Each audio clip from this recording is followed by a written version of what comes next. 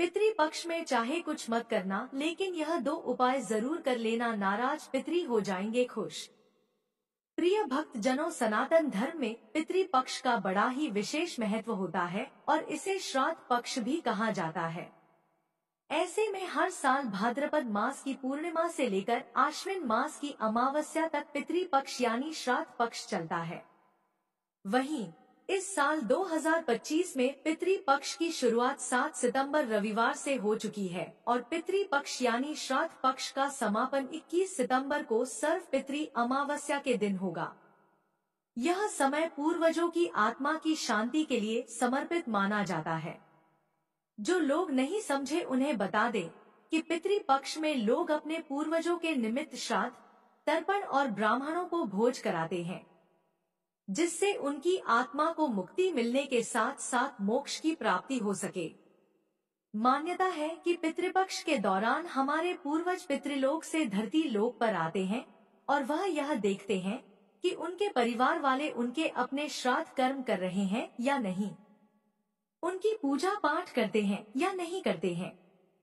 वहीं अगर जो लोग श्राद्ध कर्म, पिंडदान, तर्पण करते हैं, उनको पितरों का विशेष आशीर्वाद प्राप्त होता है और उनकी कृपा से साधक की दिन रात चौगुनी तरक्की होती है। वहीं जो साधक पितृपक्ष के दौरान या अन्य दिनों में पितरों की पूजा नहीं करते हैं, श्राद्ध कर्म नहीं करते हैं, पिंडदान तर्पण नहीं करते हैं, उनको भयंकर पितृ दोष का सामना करना पड़ता है, जिससे उनके घर में बरकत नहीं होती है और हमेशा हर कार्य में अड़चन उत्पन्न होती है। बने बनाए कार्य भी बिगड़ जाते हैं और जीवन में कठिन समस्याओं का सामना करना पड़ता है। साथ ही घर में भी नकारात्मक ऊर्जा का वास रहता है और दरिद्रता पैर पसार लेती है, जिससे माता लक्ष्मी भी ऐसे घर में वास नहीं करती है, जिससे साधक की आर्थिक स्थिति और भाग्य दोनों ही कमजोर रहते हैं। इसके अलावा रिश्तों में भी कड़वाहट उत्पन्न रहती है। घर में लड़ाई झगड़े का माहौल बना रहता है, जिससे घर में अशांति फैली रहती है। ऐसे में पितृपक्ष में साधक अपने पितरों की शांति के लिए घर में सुख शांति बनाए रखने के लिए श्राद्ध कर्म करते हैं, पिंडदान करते हैं, तर्पण करते हैं। लेकिन शास्त्रों में कुछ ऐसे खास चमत्कारी और प्रभावशाली उपायों के बारे में वर्णन किया गया है, जिन उपायों को अगर आप पितृपक्ष में कर लेते हैं तो आपके नाराज पितृ खुश हो जाएंगे। इतना ही नहीं, यदि आपको पितृ दोष का सामना करना पड़ रहा है तो वह भी दूर हो जाएगा और आपको पितृ दोष से छुटकारा मिलेगा। आपके पितृ आपसे हमेशा खुश रहेंगे, जिससे आपके रुके हुए कार्य पूर्ण होंगे और अधूरी मनोकामना पूर्ण होगी। इसके अलावा आपकी आर्थिक स्थिति और भाग्य मजबूत रहेगा और घर में भी सकारात्मक ऊर्जा का वास रहेगा, जिससे घर में सुख शांति समृद्धि बनी रहेगी और वैवाहिक जीवन में, दाम्पत्य जीवन में भी खुशहाली आएगी। क्योंकि यह उपाय प्राचीन काल से ही बेहद ही प्रभावशाली और चमत्कारी माने जाते हैं और इन उपायों को करने से पितृ खुश हो जाते हैं और अपने परिवार पर आशीर्वाद बनाए रखते हैं, जिससे दिन रात चौगुनी तरक्की होती है। ऐसे में प्रिय भक्तजनों, इस वीडियो के माध्यम से मैं आप सभी को बताऊंगी कि 2025 के पितृपक्ष की तिथियां क्या है, पितृपक्ष में श्राद्ध कर्म कैसे और कब करें, पितृपक्ष में तर्पण कैसे करें। साथ ही आपको उन चमत्कारी और प्रभावशाली उपायों के बारे में बताएंगे जिन्हें करके आप अपने पितरों को खुश कर सकते हैं और उन्हें मुक्ति दे सकते हैं, जिससे आपके घर में भी सुख शांति और पितृ दोष से छुटकारा मिलेगा। यह वीडियो आप सभी के लिए बहुत ही महत्वपूर्ण होने वाली है, क्योंकि इस वीडियो में आपको पितृपक्ष के बारे में संपूर्ण जानकारी मिलेगी जो हर किसी को पता होनी चाहिए। इस वीडियो को देखने के बाद आपको आपके सभी प्रश्नों के उत्तर मिल जाएंगे, आपकी कंफ्यूजन दूर हो जाएगी। फिर भी आपको कोई बात समझ में नहीं आए या फिर आपका कोई प्रश्न है तो आप हमें कमेंट बॉक्स में पूछ सकते हैं, हम आपको रिप्लाई अवश्य करेंगे। लेकिन उससे पहले अगर आप चाहते हैं कि आप स्वस्थ रहे, आप और आपके समस्त परिवार पर पितरों का आशीर्वाद सदैव बना रहे, तो इस वीडियो को अपनी श्रद्धा भाव से एक लाइक जरूर करें। प्रिय श्रोताओं, आइए सबसे पहले जानते हैं कि गरुड़ पुराण के अनुसार श्राद्ध कर्म और तर्पण होता क्या है और इसके नियम क्या है। प्रिय भक्तजनों, गरुड़ पुराण में कहा गया है कि जो श्रद्धा से दिया जाए उसे श्राद्ध कहते हैं। श्रद्धा मंत्र के मेल से जो विधि होती है उसे श्राद्ध कहते हैं। जीवात्मा का अगला जीवन पिछले संस्कारों से बनता है, अतः श्राद्ध करके यह भावना की जाती है कि उसका अगला जीवन अच्छा हो। जिन पितरों के प्रति हम कृतज्ञता पूर्वक श्राद्ध करते हैं वे हमारी सहायता करते हैं। वायु पुराण में आत्मज्ञानी सूत जी ऋषियों से कहते हैं, हे ऋषिवृंद, परमेष्ठी ब्रह्मा ने पूर्व काल में जिस प्रकार की आज्ञा दी है उसे तुम सुनो। ब्रह्मा जी ने कहा है, जो लोग मनुष्य लोक के पोषण की दृष्टि से श्राद्ध आदि करेंगे उन्हें पितृगण सर्वदा पुष्टि एवं संतति देंगे। श्राद्ध कर्म में अपने प्रपितामह तक के नाम एवं गोत्र का उच्चारण कर जिन पितरों को कुछ दे दिया जाएगा वे पितृगण उस श्राद्ध दान से अति संतुष्ट होकर देने वाले की संततियों को संतुष्ट रखेंगे, शुभ आशीष तथा विशेष सहाय देंगे। हे ऋषियों, उन्हीं पितरों की कृपा से दान, अध्ययन, तपस्या आदि सबसे सिद्धि प्राप्त होती है। इसमें तनिक भी संदेह नहीं है कि वे पितृगण ही हम सबको सत्प्रेरणा प्रदान करने वाले हैं। नित्य प्रति गुरु पूजा प्रभृति सत्कर्मों में निरत रहकर योगाभ्यासी सब पितरों को तृप्त रखते हैं। योग बल से वे चंद्रमा को भी तृप्त करते हैं, जिससे त्रैलोक्य को जीवन प्राप्त होता है। इससे योग की मर्यादा जानने वालों को सदैव श्राद्ध करना चाहिए। मनुष्यों द्वारा पितरों को श्रद्धापूर्वक दी गई वस्तुएं ही श्राद्ध कही जाती है। श्राद्ध कर्म में जो व्यक्ति पितरों की पूजा किए बिना ही किसी अन्य क्रिया का अनुष्ठान करता है उसकी उस क्रिया का फल राक्षसों तथा दानवों को प्राप्त होता है। वराह पुराण में श्राद्ध की विधि का वर्णन करते हुए मार्कंडेय जी गौरमुख ब्राह्मण से कहते हैं, विप्रवर छहों वेदांगों को जानने वाले, यज्ञानुष्ठान में तत्पर, भांजे, दौहित्र, श्वसुर, जामाता, मामा, तपस्वी ब्राह्मण, पंचाग्नि तपने वाले, शिष्य, संबंधी तथा अपने माता पिता के प्रेमी ब्राह्मणों को श्राद्ध कर्म में नियुक्त करना चाहिए। मनुस्मृति में कहा गया है कि जो क्रोध रहित, प्रसन्न मुख और लोकोपकार में निरत हैं, ऐसे श्रेष्ठ ब्राह्मणों को मुनियों ने श्राद्ध के लिए देवतुल्य कहा है।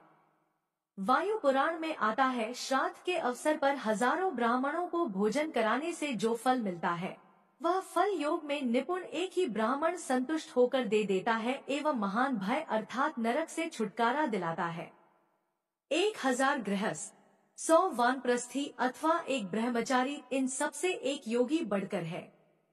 जिस मृतात्मा का पुत्र अथवा पौत्र ध्यान में निमग्न रहने वाले किसी योगाभ्यासी को श्राद्ध के अवसर पर भोजन कराएगा उसके पितृगण अच्छी वृष्टि से संतुष्ट किसानों की तरह परम संतुष्ट होंगे। यदि श्राद्ध के अवसर पर कोई योगाभ्यासी ध्यानपरायण भिक्षु न मिले तो 2 ब्रह्मचारियों को भोजन कराना चाहिए। वे भी न मिले तो किसी उदासीन ब्राह्मण को भोजन करा देना चाहिए। जो व्यक्ति 100 वर्षों तक केवल एक पैर पर खड़े होकर वायु का आहार करके स्थित रहता है उससे भी बढ़कर ध्यानी एवं योगी है, ऐसी ब्रह्मा जी की आज्ञा है। मित्रघाती, स्वभाव से ही विकृत नखवाला, काले दांत वाला, कन्यागामी, आग लगाने वाला, सोमरस बेचने वाला, जन समाज में निंदित, चोर, चुगलखोर, ग्राम पुरोहित, वेतन लेकर पढ़ाने वाला, पुनर्विवाहिता स्त्री का पति, माता पिता का परित्याग करने वाला, हीन वर्ण की संतान का पालन पोषण करने वाला, शूद्र स्त्री का पति तथा मंदिर में पूजा करके जीविका चलाने वाला ब्राह्मण श्राद्ध के अवसर पर निमंत्रण देने योग्य नहीं है। ऐसा कहा गया है।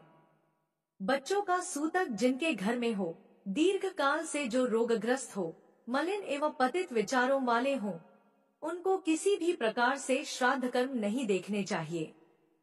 यदि वे लोग श्राद्ध के अन्न को देख लेते हैं तो वह अन्न हव्य के लिए उपयुक्त नहीं रहता। इनके द्वारा स्पर्श किए गए श्राद्धादि संस्कार अपवित्र हो जाते हैं। ब्रह्महत्या करने वाले, कृतघ्न, गुरुपत्नीगामी, नास्तिक, दस्यु, नृशंस, आत्मज्ञान से वंचित एवं अन्य पाप कर्म परायण लोग भी श्राद्ध कर्म में वर्जित है। विशेषतया देवताओं और देवर्षियों की निंदा में लिप्त रहने वाले लोग भी वर्ज्य हैं। इन लोगों द्वारा देखा गया श्राद्ध कर्म निष्फल हो जाता है। तो चलिए प्रिय भक्त जनों, सबसे पहले आपको बताते हैं कि इस साल 2025 की पितृ पक्ष की तिथियां क्या है, किस दिन कौन सा श्राद्ध किया जाएगा। तो प्रिय भक्तों, पूर्णिमा श्राद्ध 7 सितंबर 2025 रविवार को किया जाएगा। प्रतिपदा श्राद्ध 8 सितंबर 2025 सोमवार को किया जाएगा। दूसरा श्राद्ध 9 सितंबर 2025 मंगलवार को किया जाएगा। वहीं तीसरा श्राद्ध 10 सितंबर 2025 बुधवार को किया जाएगा और चतुर्थी श्राद्ध भी 10 सितंबर 2025 बुधवार के दिन ही किया जाएगा। इसके अलावा पंचमी श्राद्ध 11 सितंबर 2025 गुरुवार को और महाभरणी भी 11 सितंबर 2025 बृहस्पतिवार को किया जाएगा। साथ ही छठा श्राद्ध 12 सितंबर 2025 शुक्रवार को किया जाएगा। सप्तमी श्राद्ध 13 सितंबर 2025 शनिवार को किया जाएगा। वहीं अष्टमी श्राद्ध 14 सितंबर 2025 रविवार को किया जाएगा। नवमी श्राद्ध 15 सितंबर 2025 सोमवार को, दशमी श्राद्ध 16 सितंबर 2025 मंगलवार और एकादशी श्राद्ध 17 सितंबर 2025 बुधवार को किया जाएगा। इसके अलावा द्वादशी श्राद्ध 18 सितंबर 2025 गुरुवार को और त्रयोदशी श्राद्ध 19 सितंबर 2025 शुक्रवार को होगा। वहीं मघा श्राद्ध 19 सितंबर 2025 शुक्रवार को और चतुर्दशी श्राद्ध 20 सितंबर 2025 शनिवार को किया जाएगा।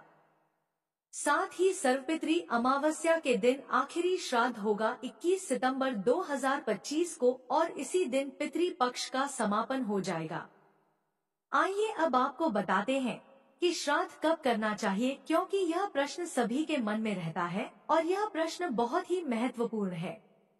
तो प्रिय भक्त जनों, धार्मिक मान्यताओं के अनुसार श्राद्ध या तर्पण दोपहर 12 बजे के बाद करने से अनुरूप फल प्राप्त होते हैं। इसके अलावा दिन में कुतुब और रोहिणी मुहूर्त श्राद्ध कर्म के लिए सबसे शुभ माने जाते हैं और इस समय किया गया श्राद्ध शुभ फल देता है। साथ ही श्राद्ध करने के लिए किसी योग्य ब्राह्मण को घर पर बुलाकर मंत्रों का उच्चारण करें और पूजा के बाद जल से तर्पण करें। इसके बाद गाय, कुत्ते और कौवे के लिए भोजन निकालें और इन जीवों को भोजन देते समय अपने पितरों का स्मरण जरूर करें ताकि उनकी आत्मा को शांति मिले। तो चलिए अब आपकी एक और कंफ्यूजन दूर कर देते हैं कि पितृ पक्ष में तर्पण कैसे करें, और अगर आपको तर्पण के बारे में नहीं पता होगा तो आप पितरों को खुश नहीं कर पाएंगे और उनकी आत्मा को शांति नहीं मिलेगी। तो चलिए आपको बताते हैं। प्रिय श्रोताओं, पितरों को पानी पिलाने की प्रक्रिया को ही तर्पण कहा जाता है और यह बात आप में से कई साधक जानते भी होंगे। ऐसे में तर्पण करने के लिए एक पीतल या फिर स्टील की परात लें, उसमें शुद्ध जल डालें और फिर थोड़े काले तिल और दूध डालें। इसके बाद इस परात को अपने सामने रखें और एक अन्य खाली पात्र भी पास में रखें। फिर अपने दोनों हाथों के अंगूठे और तर्जनी उंगली के मध्य में दूर्वा यानी कुशा लेकर अंजलि बना लें, यानी दोनों हाथों को मिलाकर उसमें जल भर लें।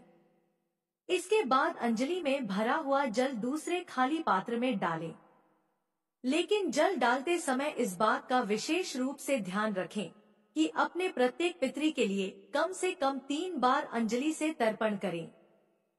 तो चलिए प्रिय भक्त जनों, अब आपको आपके एक और प्रश्न का जवाब देते हैं। तो आपका प्रश्न है, पितृ पक्ष में घर पर कैसे श्राद्ध करें? तो भाइयों बहनों, इसके लिए श्राद्ध वाले दिन सुबह जल्दी उठकर स्नान कर लें।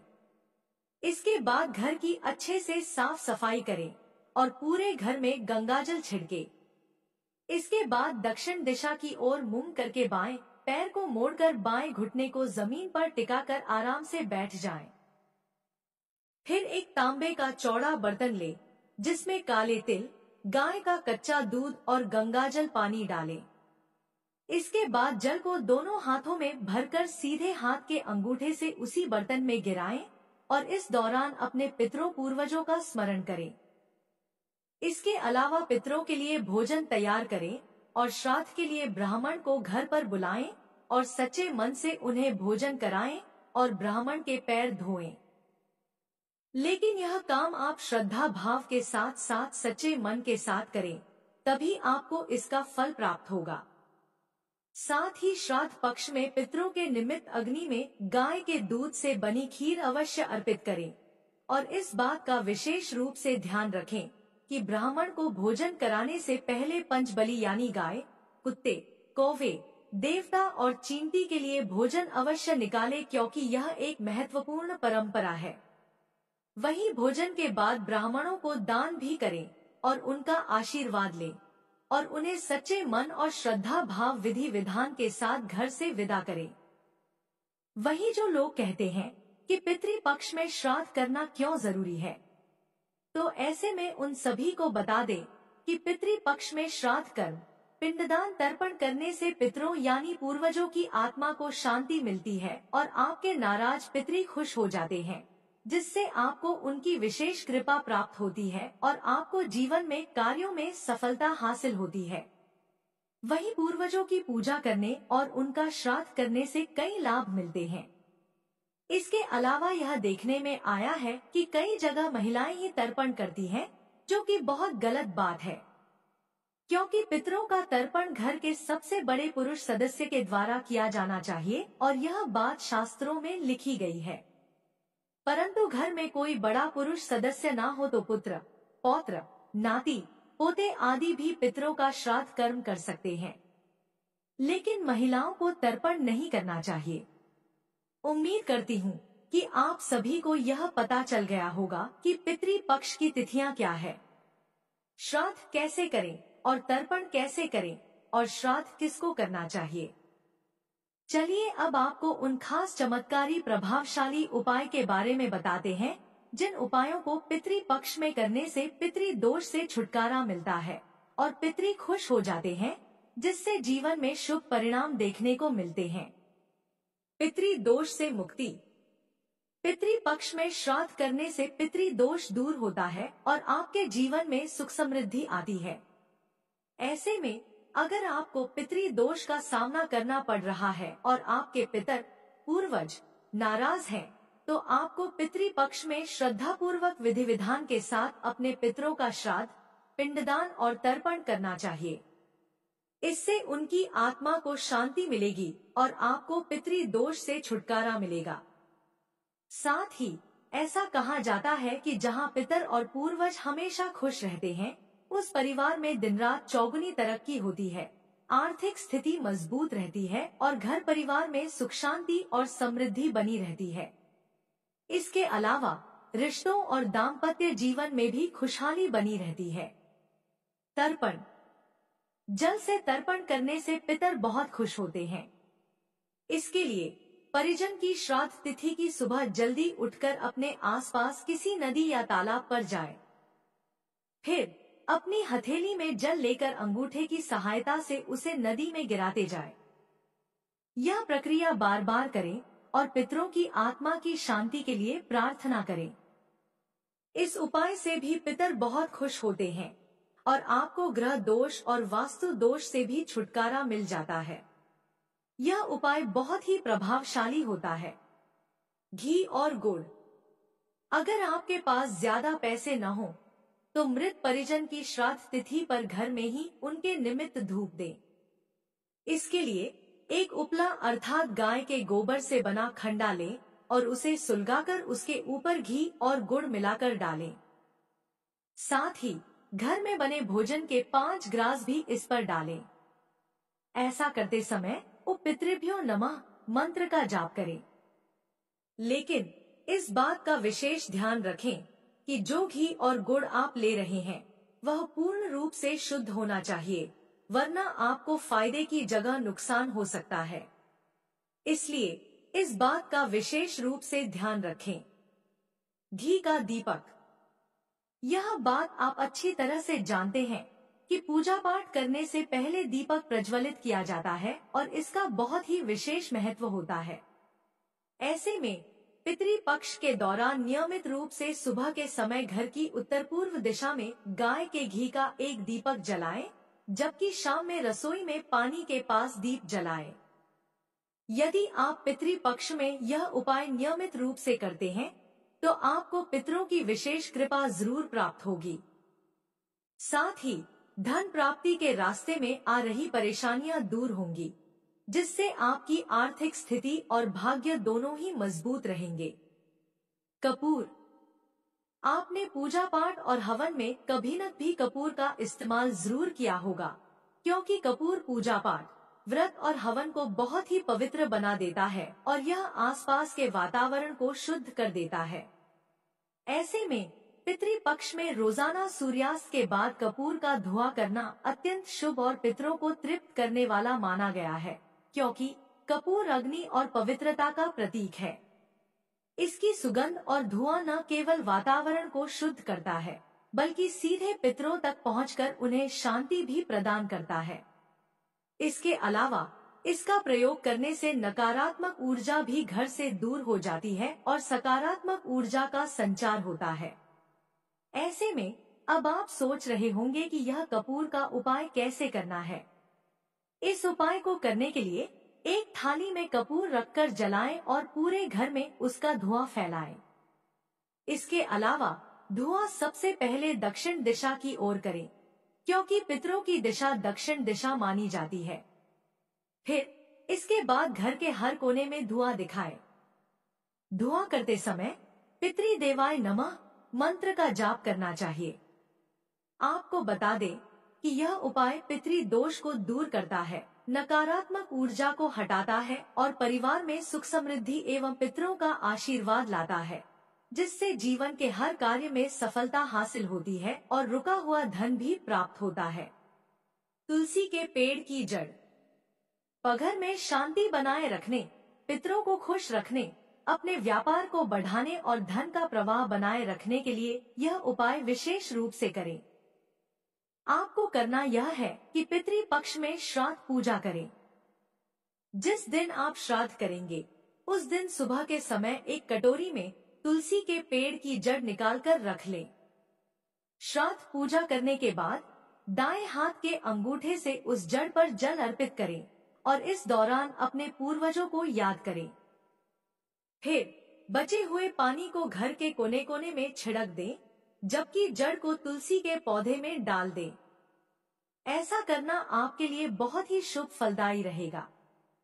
आपको ग्रह दोष से छुटकारा मिलेगा और आपके जीवन में होने वाली दुर्घटनाएं भी टल जाएंगी, जिससे आप सुरक्षित रहेंगे और आपको मानसिक तनाव की समस्या से भी छुटकारा मिलेगा। गुड़ और नमक। अगर घर में लंबे समय से कलह, तनाव और आर्थिक तंगी बनी हुई है और हमेशा लड़ाई झगड़े होते रहते हैं, जिसकी वजह से घर में अशांति और प्रेम नहीं रहता है, तो पितृ पक्ष के दौरान गुड़ और नमक का दान बेहद लाभकारी माना गया है। शास्त्रों के अनुसार पितरों के निमित्त इन चीजों का दान करने से घर की आर्थिक स्थिति में सुधार होता है और परिवार के रिश्तों में मधुरता आती है। वहीं घर में लड़ाई झगड़े नहीं होते, बल्कि रिश्ते पहले से और भी ज्यादा मजबूत होते हैं, क्योंकि जहां पितर पूर्वज खुश रहते हैं, वहां हमेशा सुख शांति बनी रहती है और धन धान्य की प्राप्ति होती है। काले तिल। सनातन धर्म में तिल का बहुत ही विशेष महत्व होता है, क्योंकि तिल को पाप नाशक और रोग नाशक माना गया है। ये पितृ दोष को दूर करने और घर में सुख शांति बनाए रखने के लिए बहुत ही शुभ होते हैं। इनका प्रयोग पूजा पाठ और यज्ञ में विशेष रूप से किया जाता है, क्योंकि इनका प्रयोग पूजा को और भी शुभ फलदायी बना देता है। ऐसे में जब व्यक्ति किसी विशेष अवसर पर या पितृ पक्ष के दौरान काले तिल का दान करता है, तो उसे अक्षय पुण्य की प्राप्ति होती है। उसके जीवन से सभी प्रकार के दुख, पाप और कष्ट दूर हो जाते हैं। इसके अलावा कहा जाता है कि पितृ पक्ष के दौरान काले तिल का दान जरूर करना चाहिए। अगर आप किसी और वस्तु का दान न कर पाएं, तो यह एक चीज जरूर दान करें, क्योंकि ऐसा करने से पितरों का आशीर्वाद प्राप्त होता है और पूर्वज जीवन में आने वाली परेशानियों से हमारी रक्षा करते हैं। झूठे बर्तन। पितृपक्ष में भूलकर भी रसोई या घर के किसी भी कोने में झूठे बर्तन न रखें और साफ सफाई का पूरा ध्यान रखें। वैसे तो कभी भी झूठे बर्तन ज्यादा देर तक कहीं भी नहीं रखने चाहिए, लेकिन पितृपक्ष में इस बात का विशेष रूप से ध्यान रखें, क्योंकि माता लक्ष्मी भी ऐसे घर में वास नहीं करती है जहां गंदगी रहती है और साफ सफाई नहीं रहती है। ऐसे में पितृपक्ष के दौरान रसोई में झूठे बर्तन रखना बहुत अशुभ माना जाता है और रात के समय झूठे बर्तन रखने से माँ लक्ष्मी नाराज हो जाती है और पितृ दोष भी लगता है, जिससे आपका सुख और सौभाग्य दुर्भाग्य में बदल सकता है। इसका प्रभाव आपके भाग्य और घर की सुख शांति पर भी देखने को मिलता है। गंगा जल। पितृपक्ष में हर रोज पूरे घर की साफ सफाई करने के बाद मुख्य द्वार की भी सफाई करें और गंगाजल से छिड़काव करें। ऐसा करने से घर में सकारात्मक ऊर्जा का संचार होगा, साथ ही नकारात्मकता और दोषों से मुक्ति मिलेगी। जहां साफ सफाई और सकारात्मक ऊर्जा बनी रहती है, वहां माता लक्ष्मी स्थायी रूप से वास करती हैं, जिससे उस घर में धन धान्य की कमी नहीं होती और माताओं बहनों का कोई भी काम अधूरा नहीं रहता, क्योंकि मुख्य द्वार को बहुत ही शुभ माना जाता है और यहीं से सकारात्मक ऊर्जा घर में आती है। माता लक्ष्मी भी मुख्य द्वार से ही प्रवेश करती हैं। ऐसे में आपको हमेशा मुख्य द्वार को साफ सुथरा रखना चाहिए। गाय को चारा। जैसा कि आप सभी को पता है कि सनातन धर्म में गाय को माता का दर्जा दिया गया है। ऐसे में पितृपक्ष में हर रोज गाय को चारा और गौ ग्रास खिलाना चाहिए। अब आप में से कई भक्तजन सोच रहे होंगे कि यह गौ ग्रास क्या होता है, तो आपको बता दें कि भोजन बनाते समय पहली रोटी गाय को निकालने को गौ ग्रास कहते हैं। ऐसा करने से देवी देवताओं की कृपा प्राप्त होती है। इसके अलावा शास्त्रों में बताया गया है कि पितृपक्ष में पूरी श्रद्धा के साथ गाय को चारा खिलाने से श्राद्ध कर्म का पूरा फल मिलता है और पितर भी तृप्त होते हैं। साथ ही साधक को सभी देवी देवताओं की कृपा प्राप्त होती है, जिससे साधक के रुके हुए कार्यों में गति आती है और जीवन में सुख संपत्ति और धनैश्वर्य की प्राप्ति होती है। ये थे वे उपाय जिन्हें पितृपक्ष में श्रद्धा पूर्वक और विधि विधान के साथ करने से पितृ दोष दूर होता है और पितरों को शांति प्राप्त होती है, जिससे आपके घर परिवार में भी खुशियां और सुख शांति बनी रहती है। अगर वीडियो पसंद आई तो हमारे चैनल को सब्सक्राइब करें। धन्यवाद।